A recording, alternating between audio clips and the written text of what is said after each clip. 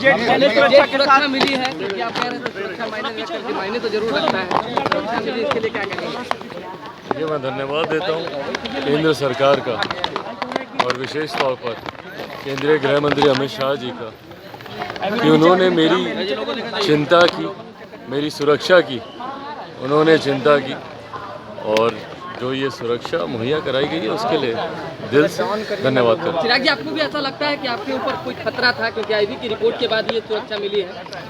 भाई मैं जनता के बीच रहने वालों में से हूँ, काम करने वालों में से हूँ। यकीनन निरंतरता में हम लोगों के दौरे कार्यक्रम बिहार के अलग अलग ज़िलों में, और ये बात किसी से छुपी नहीं है, आप सब देख ही रहे हैं किस तरीके का एक जन सैलाब हम लोगों के कार्यक्रमों में, हम लोगों की यात्राओं में जिस तरीके से उत्साह के साथ लोग आते हैं, तो भीड़ भाड़ में जाना ये कार्यक्रम का हिस्सा रहा है। अब ऐसे में कोई खतरा है नहीं है। आईबी ने अपनी कोई रिपोर्ट भेजी। मंत्रिमंडल की बातों को लेकर के अब तो चर्चाएं तेज हो गई है, क्या कहेंगे? भाई अभी मुझे इसके बारे में कोई रामचरितमानस को लेकर राजद और जदयू आपस में लड़ रही है, क्या कुछ कहेंगे इस पर? सबसे पहले तो मैं पुनः दोहराता हूँ कि जो ये बयान दिया गया शिक्षा मंत्री के द्वारा, इससे ज़्यादा अशोभनीय, निंदनीय और शर्मनाक और कोई बात नहीं हो सकती। एक प्रदेश का शिक्षा मंत्री की ये जिम्मेदारी है कि वो प्रदेश को एकजुट रखने का काम करें। उनकी ये जिम्मेदारी है कि वो छात्रों में एकता का भाव दें। ऐसे में अगर प्रदेश के शिक्षा मंत्री ही बंटवारे की राजनीति करने लगें तो उस प्रदेश के हालात क्या होंगे। पर शिक्षा मंत्री भी उसी नेता से सीख रहे हैं जिन नेता ने हमेशा से बंटवारे की राजनीति कर ही सत्ता हासिल की है।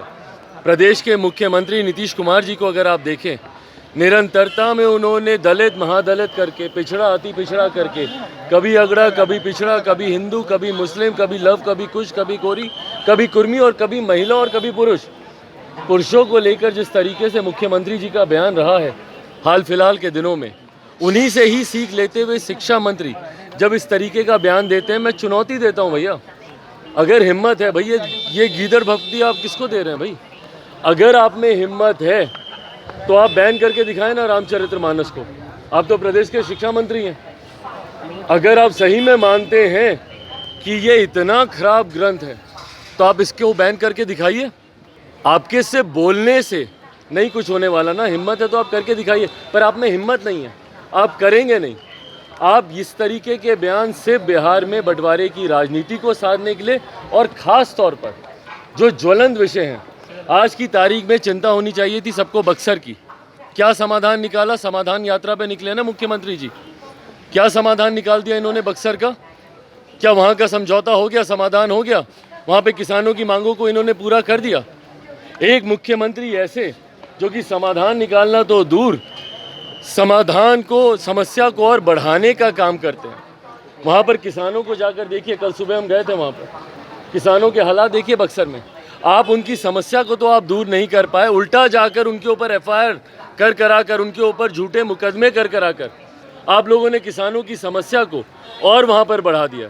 और जिस प्रदेश के मुख्यमंत्री के पास तमाम समस्याओं का सिर्फ एक ही समाधान हो, लाठी के अलावा कोई और समाधान तो है नहीं।